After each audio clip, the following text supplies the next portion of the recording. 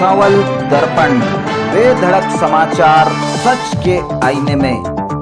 सन 1984 से सच की ताकत आपकी आवाज।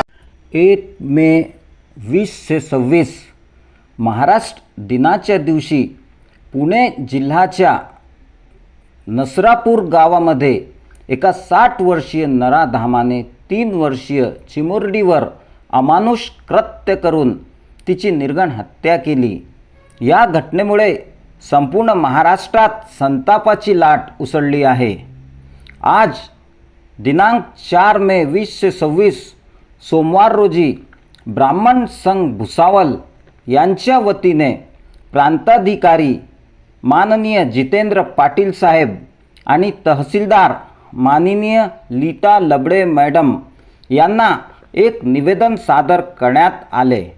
या निवेदनाद्वारे मुख्यमंत्री आणि गृहमंत्री माननीय देवेंद्रजी फडणवीस यांच्याकडे अशी मागणी करण्यात आली की आम्ही खालील स्वाक्षरी करणार आपणाद्वारे माननीय मुख्यमंत्री तथा गृहमंत्री माननीय श्री देवेंद्रजी फडणवीस यांना नम्र निवेदन करतो की पुणे जिल्ह्यातील नरसारपूर येथील 3 वर्षाच्या चिमुकलीवर ज्या नरधमाने लैंगिक अत्याचार करून हत्या केली, या अमानवीय घटनेचा आम्ही भुसावळकर समाज बांधव व समस्त समाज बांधव आणि समस्त भुसावळकर जनतेच्या वतीने जाहीर निषेध करतो।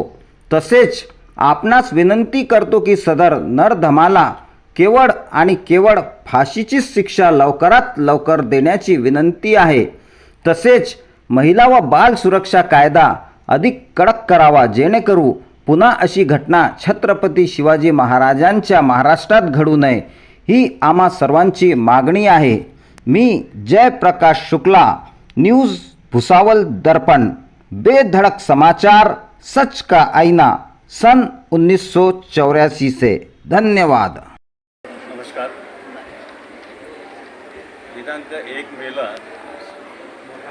दिनांक 1 मेला पुणे जिल्ह्यातील नरसापूर या गावात एका 3 वर्षाच्या चिमुकलीवर एका नराधमाने जो अत्याचार केला आणि तिची हत्या केली, त्याचा निषेध करण्यासाठी आणि एक निवेदन देण्यासाठी आज आम्ही ब्राह्मण समाजाचे प्रतिनिधी माननीय प्रांताधिकाऱ्यांना भेटलो। त्यांनी निश्चित निवेदन स्वीकारलं आणि ते निवेदन वरती शासनाकडे पाठवण्याचं आश्वासन दिलं आणि त्या नराधमाला योग्य ती कडक शिक्षा करण्याचे आश्वासन दिलेलं आहे। समस्त समाजाने याबद्दल जो आपण सहिष्णुता ठेवतो ती सहिष्णुता कायम ठेवायची आहे, परंतु शासनाला सुद्धा आम्ही ही सूचना केली की सहिष्णुता एकदा संपली तर मात्र या लोकांची उलटी गिनती सुरू होईल, हे शासनाने पण लक्षात घ्यावं आणि त्या नराधमानेही लक्षात घ्यावं। तर सर्वांना विनंती आहे की अशा या घटनेचा निषेध करण्यासाठी आपण प्रत्येक स्तरावर सर्वांनी आपला प्रयत्न करावा। धन्यवाद। जाहीर निषेध प्रांतामध्ये आलो 1 मई महाराष्ट्र दिन के दिन एक बलात्कारी ने तीसरी बार समाज में एक ऐसा कृत्य किया कि इस कृत्य को कोई माफ़ीनामा नहीं है। उसने मानवता और इंसानियत नाम की हद को पार कर दिया। इसलिए भारत सरकार और महाराष्ट्र शासन से संपूर्ण ब्राह्मण समाज और सभी भारतीय लोगों की तरफ से मैं ऐसा आह्वान करता हूँ कि इस बलात्कारी को अंडर ट्रायल केस चलाकर कड़ी से कड़ी सजा दी जाए, ऐसी मांग हम भुसावल की जनता द्वारा करते हैं। धन्यवाद। पुणे जिल्ह्यात जे कृत्य झाले आहे ते लज्जास्पद आहेच आहे, परंतु ह्या नराधमाला शिक्षा देण्याच्या ऐवजी जो जिथे असेल तिथेच त्याला डायरेक्ट गोळी घालायला पाहिजे आणि हे स्त्रियांनी सगळं करायलाच हवं। स्त्रियांवरती जो अत्याचार होतोय तो अगदी लज्जास्पद आहे आणि इतर आपण म्हणतो असं की बायका बायका बायका बायका काहीही करू शकतात। एक लक्षात ठेवावं की त्या नराधमाला आपलं राज्य आणि आपलं केंद्र सरकार तर शासन देणारच आहे, परंतु त्या व्यक्तीला पूर्ण महिलांच्या ताब्यात द्यावा की त्याला पूर्ण चिताडून त्याला मारावं, अशी आमची सगळी महिलांची इच्छा आहे की त्याला त्याचं नख पण दिसू नये, त्याला काहीच दिसू नये की तो माणूस कोण होता हे पण कोणी ओळखू नये। जय हिंद, जय महाराष्ट्र।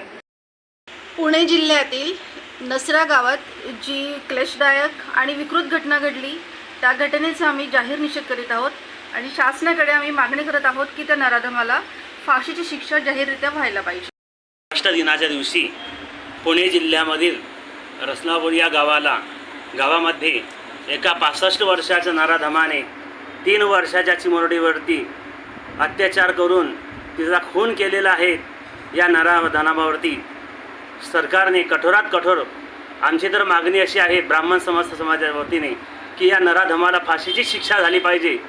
जोपर्यंत महाराष्ट्र के पुणे ज़िले में नरसापुर नामक गांव में एक बहुत ही निंदनीय घटना हुई है, जो कि 3 वर्ष की एक छोटी कन्या के साथ में एक 60 वर्षीय एक व्यक्ति ने जो कि उसकी नातन की उम्र की बच्ची है, उसके साथ में उसने बलात्कार जैसे घिनौना कृत्य किया है. मैं अपने महाराष्ट्र सरकार से और अपने जो न्याय व्यवस्था है उससे मैं ये अपील करना चाहूँगा कि इस व्यक्ति को इतनी घातक शिक्षा मिले, उसे फांसी की शिक्षा दी जाए, ताकि आगे चल कर के ऐसा कोई कृत्य करने के पहले 100 बार सोचे. ब्राह्मण समाज आम्ही शांत बसणार नाही.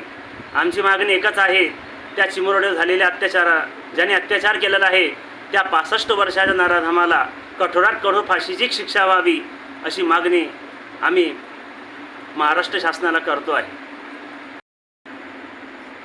जय महाराष्ट्र.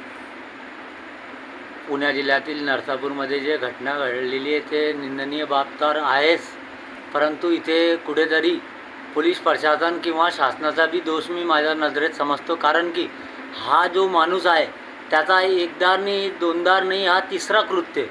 तो जर याला पहिल्यांदाच जर शासनाने कठोर शिक्षा दिली असती तो ही घटना घडली नसती. मानवताओं को शर्मसार करने वाला जो कृत्य पुणे में हुआ है, इसका समस्त ब्राह्मण समाज भुसावल निषेध करते हैं और प्रशासन से ये मांग करते हैं कि गुनहगार या आरोपी जो है उसके ऊपर सख्त से सख्त कार्रवाई की जाए. लोकांना डर नावाची चीजच उरलेली नाही आहे. कोणीही कोणताही कृत्य करू शकतो. त्याला कानूनचा वचपा ज्याला आपण म्हणतो, वर्दीची दहशत म्हणा किंवा कानूनची दहशत म्हणा, ते उरलेली नाही आहे. अशामुळे अशा घटना घडतात.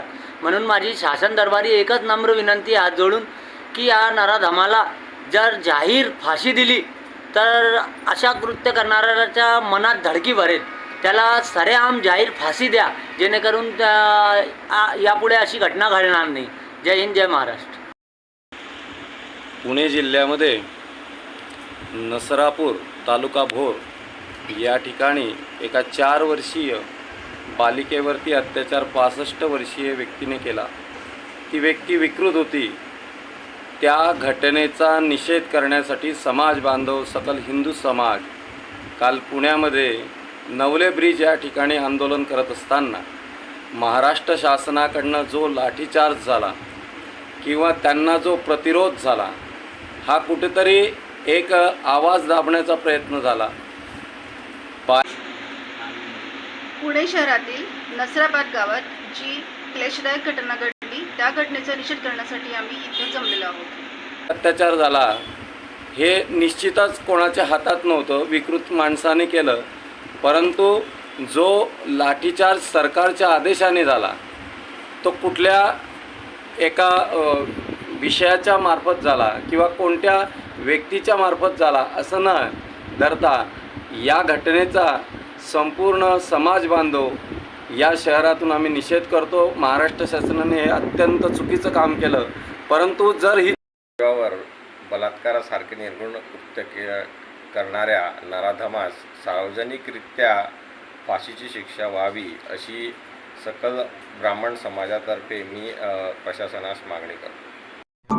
भुसावल दर्पण, बेधड़क समाचार सच के आईने में.